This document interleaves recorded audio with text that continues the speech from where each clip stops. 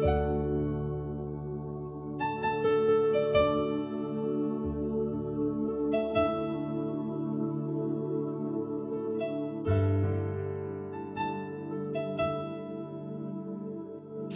damai sejahtera bagi kita semua.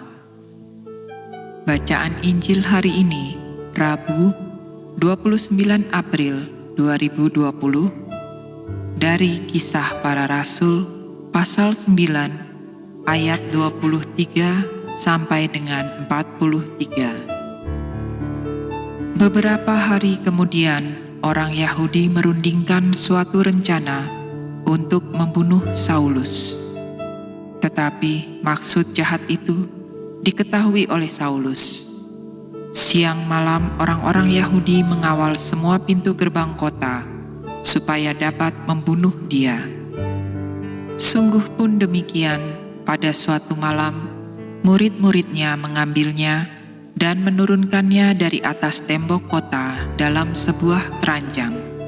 Setibanya di Yerusalem, Saulus mencoba menggabungkan diri kepada murid-murid, tetapi semuanya takut kepadanya, karena mereka tidak dapat percaya bahwa ia juga seorang murid.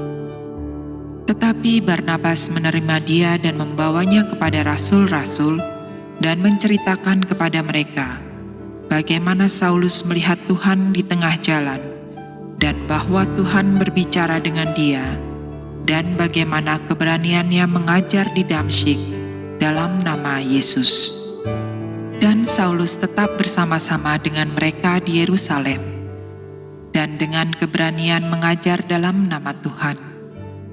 Ia juga berbicara dan bersoal jawab dengan orang-orang Yahudi yang berbahasa Yunani, tetapi mereka itu berusaha membunuh dia. Akan tetapi setelah hal itu diketahui oleh saudara-saudara anggota jemaat, mereka membawa dia ke Kaisarea dan dari situ membantu dia ke Tarsus. Selama beberapa waktu jemaat di seluruh Yudea, Galilea, dan Samaria berada dalam keadaan damai. Jemaat itu dibangun dan hidup dalam takut akan Tuhan. Jumlahnya makin bertambah besar oleh pertolongan dan penghiburan Roh Kudus. Pada waktu itu, Petrus berjalan keliling, mengadakan kunjungan kemana-mana. Dalam perjalanan itu, ia singgah juga kepada orang-orang kudus yang di Lida. Di situ didapatinya seorang bernama Eneas, yang telah 8 tahun terbaring di tempat tidur karena lumpuh.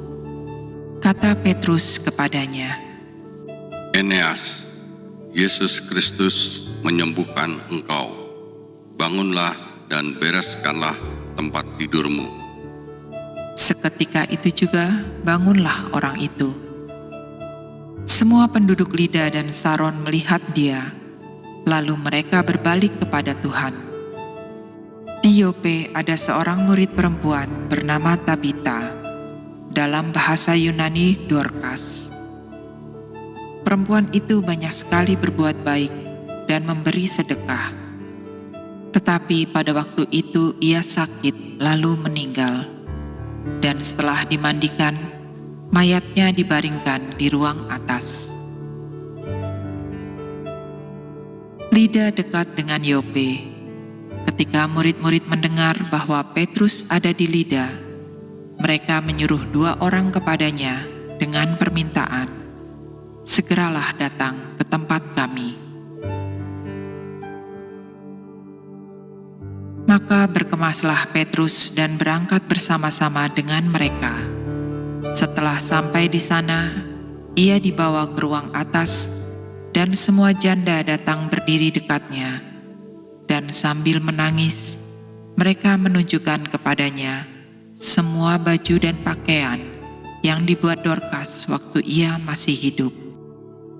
Tetapi Petrus menyuruh mereka semua keluar. Lalu ia berlutut dan berdoa. Kemudian ia berpaling ke mayat itu dan berkata, "Tabita, bangkitlah." Lalu Tabita membuka matanya, dan ketika melihat Petrus, ia bangun lalu duduk. Petrus memegang tangannya dan membantu dia berdiri. Kemudian ia memanggil orang-orang kudus beserta janda-janda, lalu menunjukkan kepada mereka bahwa perempuan itu hidup. Peristiwa itu tersiar di seluruh Yope, dan banyak orang yang menjadi percaya kepada Tuhan.